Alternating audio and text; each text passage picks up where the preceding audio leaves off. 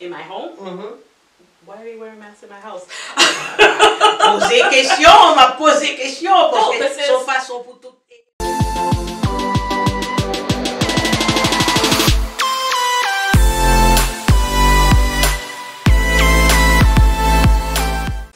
Salut, sans limite TV show téléspectateurs. M'a dit nous merci d'être que nous branchés avec moi aujourd'hui. Moi venu avec un show bien spécial parce que moi gagné un invité spécial. C'est madame Sheba Marcelin Basile. C'est une éducatrice dans public school. Année dernière, Sheba, bienvenue. Thank you. Je suis content là. Année dernière, il y a eu une pandémie qui a commencé. Et en tant que monde qui est dans le public school, il y a un pile changement qui est supposé fait. Parce que non seulement ça, ou c'est une mère, ou il y a des enfants, mari ou toute bagaille là vient un changement là-dedans. Est-ce qu'on est capable de faire nous connaître, dire nous qui s'est passé, qui jonte et gérer gros situation, gros problème ça? Tête chargée. So, comme nous connaissons pandémie qui est venue, pas de monde qui est préparé.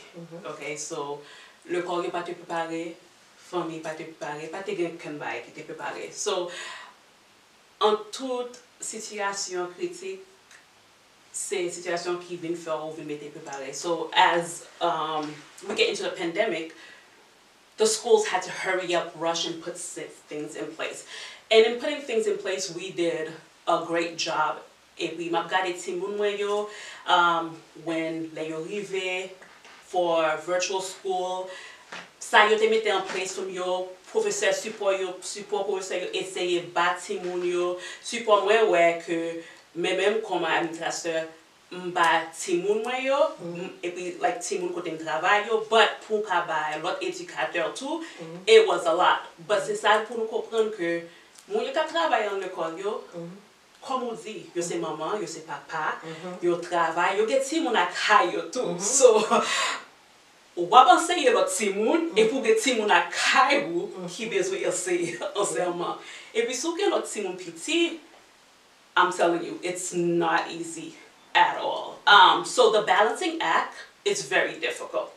So that March to June, everybody's hand was in the pot and everybody was trying to make it work. So it was a stressful time for everybody. C'était très stressful. So tout le monde essayait and try to work. And come September and during the summer, I think toute l'école, toute famille tried to put better systems in place for September. It's still difficult, but le système est plus bon que les nous fait entrer en pandémie là.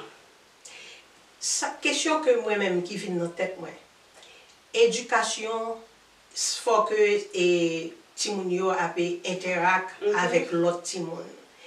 Kounye là ou vinn gen l'autre système ça veut dire c'est la caillou côté Timoun nan li gen un paquet l'autre bagay que li pa vle chita, li pa vle camper ou bien parce que c'est éducation à distance. Donc kounye là, il faut que professeur lui-même pour capable gagner une interaction spéciale. Qui jonte ouais position ça. So that's a loaded question. So let me talk to you as a mother. So petit moyo, my twins are 6 years old. My son is 4. That's not an easy age. Puti muchita, okay? So le pandemic fait commencer. M'kone comme maman, it's like everything was. Do I take a leave of absence? Because I don't know, toujours kon blague with my coworkers. Konya I become a teacher for my kids. I'm a lunch lady. I am the counselor, the social worker. I am everything for my kids, but I also say for maintaining job pour Timoun yo. And after all of that, c'est pour me faire tout ça m'ge pour me régler akay moi, bay manger tout bay sa yo. So, fait yo chita, là yo te commencé, there was a lot. Même si tout le monde a essayé, mais t'es un pile bagay qui te front load parents, t'es essayé faire. This year, my kids are on the computer all day. It's still difficult. Like my kids are always like, when is COVID gonna be over? I want to see my friends. They want to go. Mommy, I don't like COVID. The biggest drawback is kids need socialization. Adults need socialization. I think we all suffer from that depression, being in the house. But kids especially need the socialization and running outside. And the winter months was very hard. So it is very hard. I'm looking at the school systems also and the kids in there. There are kids that thrive during remote learning. And there are kids that are falling behind because they need that one-on-one. They need to be in the... Not everybody's a virtual learner. I know going to school, them up for online classes, difficile. So it takes a lot of work. And I see teachers, my teachers, my students, my kids' teachers working so diligently with the kids to make sure they're not falling behind. But as the kids get older, don't forget, they have more say and more power on whether they sit in front of the computer. So all of these things, you know, c'est pour nous prendre en considération. Est-ce que le curriculum est plus rigide ou bien est-ce qu'il est plus compréhensive? Il y a plus de travail ou bien travail est un petit genre diminuer pour être capable de faire et en façon pour élèves capable aller plus et disons plus facile. Je vais dire que you fait un bagay pour aller plus facile because you still te couper des like my kids, they're in kindergarten, they have to learn the kindergarten curriculum, right? My niece is in 4th grade, she still has to learn 4th grade curriculum. There has to be a way, her teacher, I see make sure she learns the material. But I see also that I have to be on top of her to make sure she's learning. My niece is on the computer, maybe, and just like with my kids, they might switch to YouTube. You know, you have to be it's hard to do two jobs. Me working on my computer, having my meetings and doing everything I need as a special ed coordinator and making sure my kids are sitting down and staying focused on Lexia or on SD Math. So to say if the curriculum is very, it depends. Every district is different. Everything looks different. I don't think I can speak to the districts or the school system on how that looks like, because that looks different across the board and across the U.S. Ok. Surtout, pas parler pour l'autre côté, mais plus ou moins dans la ville de Boston, tu as gagné au début, parce que pas de monde qui t'est préparé pour la pandémie, et question de laptop pour étudiants, etc. Est-ce que vous t'avez observé ou bien c'est seulement au commencement, tu as un petit problème ça, mais à la fin, tout le bagage est venu. Oh yeah, en commencement, pas oublier que je crois que some l'école, you take a laptop et puis pour Simon and those cards were rotated, so you take buy a laptop to some students or to the higher grades. But something where when I look at my niece, like what my niece and even my kids, maybe they didn't get laptops that first 2 or 3 weeks, but they sent out communication quick, like we are ordering laptops, et puis, so, mais je nous pas recevoir laptop, mais qui je nous pas mettre système pour qu'à venir recevoir laptop. Vous comprenez? If it's about some laptop you take buy, you gave hotspots to students qui pas gain internet connection. So you make sure que si you say about some gain laptops, you join hotspots you can connect it. But they were probably there was a rush. Même si vous got one guy in market you. Ou changer de nous faire griffer en maquette, tout le bagage était empty. Okay. The same way, pas te gagner à Alzio. C'est même genre que the school system tap scavenger to make sure you get everything for the students. You know, our parents, our teachers, our educators cared to make sure that continued. But quand c'est arrivé, pareil, toute semaine, taking officier, directeur, monde qui te give up their vacances pour you make sure que everybody gets tout materials, gain leave, gain system in place, que it could be much more effective. And I'm looking at my kids, it is so much more effective. Like where they were online last year for a couple of hours, they have a full 8-hour schedule on there. And I don't see my kids regressing. You know, they didn't regress. There wasn't a lot of regression. I wish there was more they could do outside, but I feel confident when they reach into 1st grade, they'll be where they need to be. Bon, pandémie a affecté tout le monde. On dit professionnel, on a dit pas seulement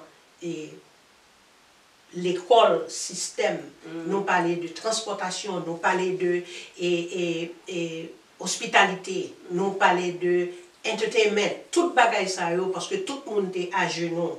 Mais il y a l'autre bagay tout, sacré les morales.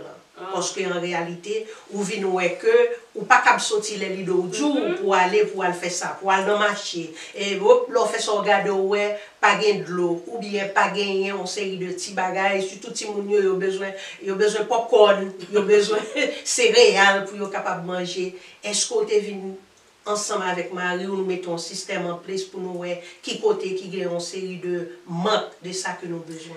On a parlé de dans la caille we first of all, yes. I think le pandemic là commencé like every system koko tout bagay nous batte ouais côté what we're supposed to do. Et puis tout le monde était peur. What was COVID? Qui j'en t'ai catch the do I go outside and it's in the air? Do I step outside the door? Do I let my aunt come over? Do I like what? Ça qui COVID là. Et puis tout, pour expliquer pour ces gens, especially ces gens petits, why their life changed so drastically, you know, it was a big thing. So even in the household, when you like to make a system in place, it became a big thing. So there's been a lot of changes. Konyala, I think one of the biggest changes my dad for me where team will spend more time online. Once team didn't go watch TV during the week, school weeks. I'm old school Haitian. My parents didn't want me watch TV. So I kept that system. But Konyala, you know, they have more virtual time, more online time. But one of the things, as things got better, they got to go outside, you know. We had to make sure we have movie night. We had to make sure we did little things. Actually, I even found more virtual school for them. Wow. You have Haitian Creole class.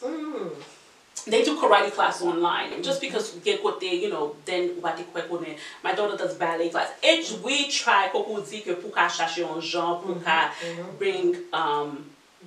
bring activities for the kids, even with church. I'm happy with my church. They do Sabbath schools for our kids online. We just try, like you said, to find a way. But one of the benefits, like I think a lot of people say, is we spend so much more family time with the kids, and that is very nice also. So there's pros and there's, you know, cons. Bon, système nan, oui, il travaille. Pour qui ça? Parce que en tant que parents, nous cherchons l'autre façon pour nous capables et rentrer dans le curriculum Timonio à pas de l'école, donc activité qu'on fait ce dit là. Mais qu'on y est là, en pile monde prend vaccin. Pour arriver sur non, est-ce que vous pensez que ou vacciner Timonio ou bien pas vacciner yo ou bien est-ce que son bagage que ou penser toujours I feel like my inbox is about to get loaded. So, Mamtinu, it's so funny that vaccine that came out. Should I wait my vaccine? No way. I want to make sure I keep my ovaries. I don't know what I used to have so much things I'm saying, but it just came out. There was a lot of things going on. I'm not somebody that is for vaccinations, for flu. It's not, you know, I'm always careful with it. But, like, you know, you do research, you look into it. I think as an adult, you know, me and my husband, we made our decision, like, okay, this is what we're doing. For the kids, I think that the kids could chill out a little bit, wait a little bit more. I'm not rushing the kids into doing it right now. How that looks like in the future, that's something me and my husband, we have to make decisions for our family for it. But what I tell families is you do what's right for you. That's not, it's just like the flu vaccine. They tell everybody, go get it. When I get it, I get sick. And people say that's not true.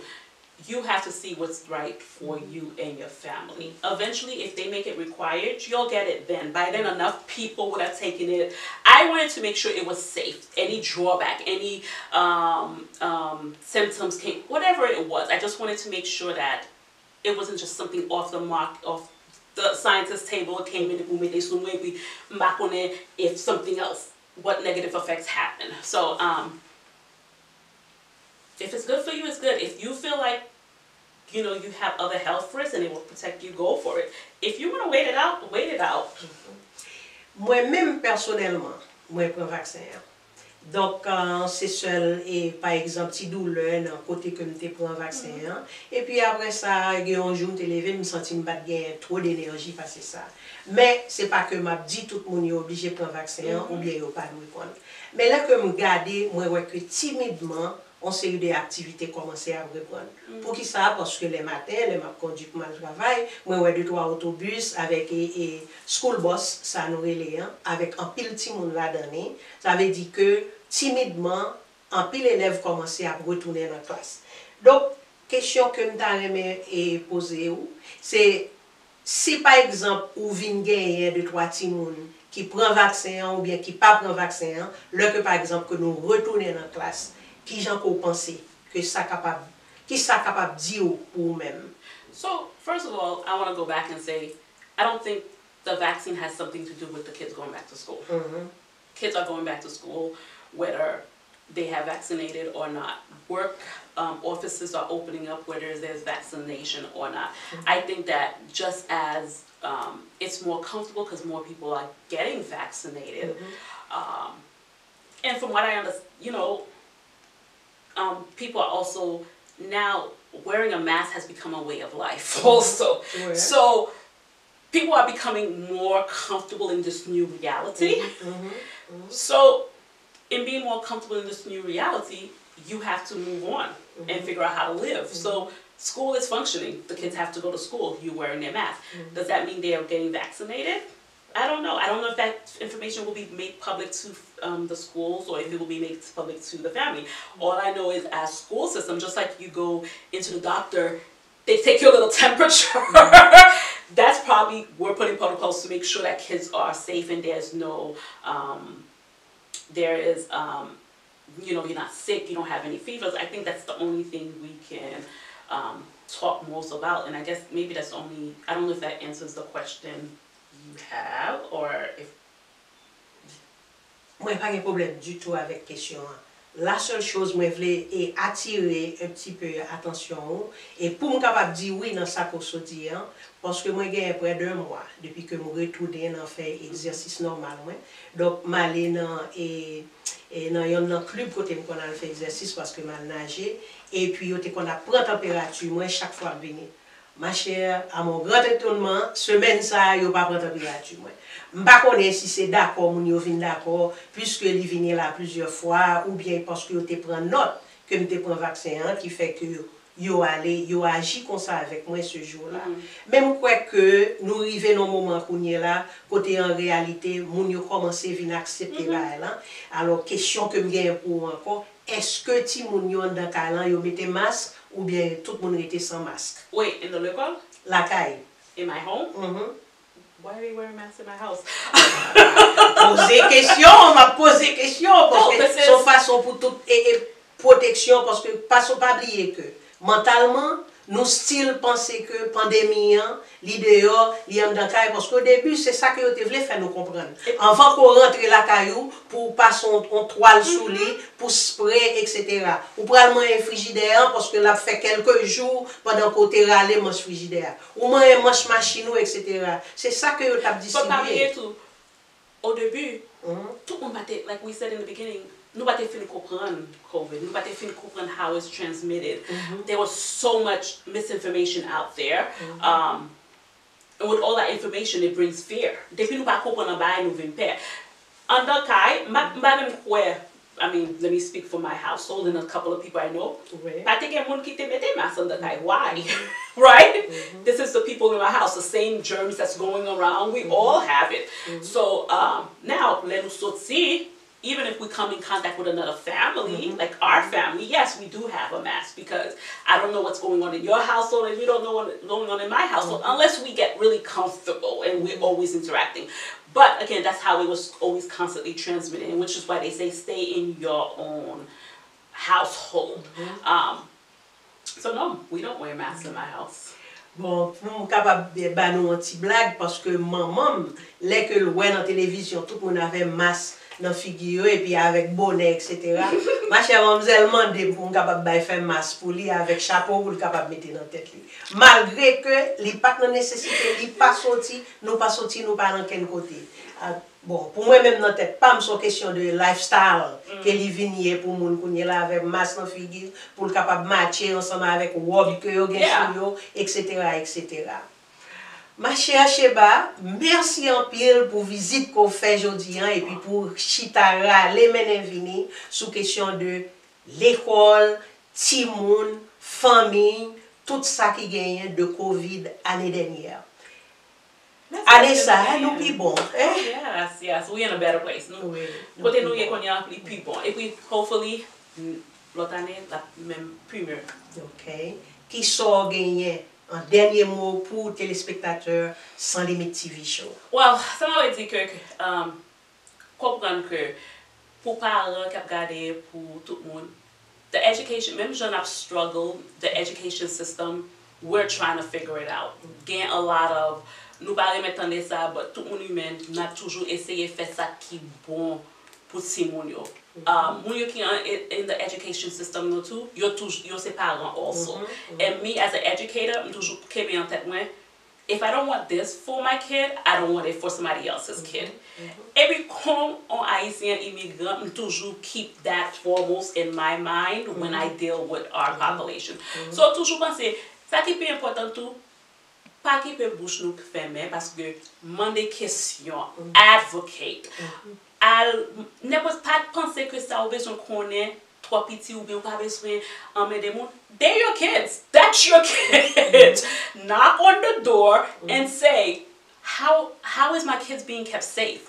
Est-ce que yo gen masque? Est-ce que vous protégez yo? Qui j'en grade yo ye? Et puis si yo se senti que vous pas fait pour moi des questions, go higher up. Write the super. This is your student. Et pour ou gen on voit en éducation yo. Pas jamais senti que vous pas connaît assez. Et puis si vous pas connaît assez, cherchez monde qui connaît pour qu'à l'avant. C'est un special ed coordinator, toujours advoqué que parents c'est pas fait partie en team. C'est pas seulement l'école qui éduque ou éduque tout. So on met ensemble as we go forward and try to make this better because we're here to support you also. Thank you so much for having me. This was really great and I'm happy I've got my voice out. Sheba, c'est nous-mêmes qui vous disons merci d'être venus ou parler avec nous. Nous comprenons et qu'on y là nous avons une idée plus ou moins qui j'en toute bagaille était année passée et qui j'en toute bagaille pour aller année prochaine parce que comme vous dit tout à l'heure, nous n'en ça ensemble. Yes, we are. Ma remercier tout le monde qui était branché sur Sans Limite TV Show et surtout, moi je voulais remercier tout staff moi, tout le monde qui est ensemble avec moi, qui c'est Christo Star qui te fait visage moi aujourd'hui avec Tasha Collection qui range cheveux pour moi et puis monsieur Hervé Pierre Noël qui toujours à ranger bouche moi, ça pour me dire, ça pour me pas dire. Et trois bagailles pour nous faire mes amis, c'est abonner, partager et like. M'a pour retourner semaine prochaine avec un show avec un invité, je peux connaître parce que je le penser toujours. Nous tellement été branchés sur Sans Limite TV Show, moi senti que chaque semaine, il faut venir avec un bagage, un invité pour nous. À la prochaine, merci en plus.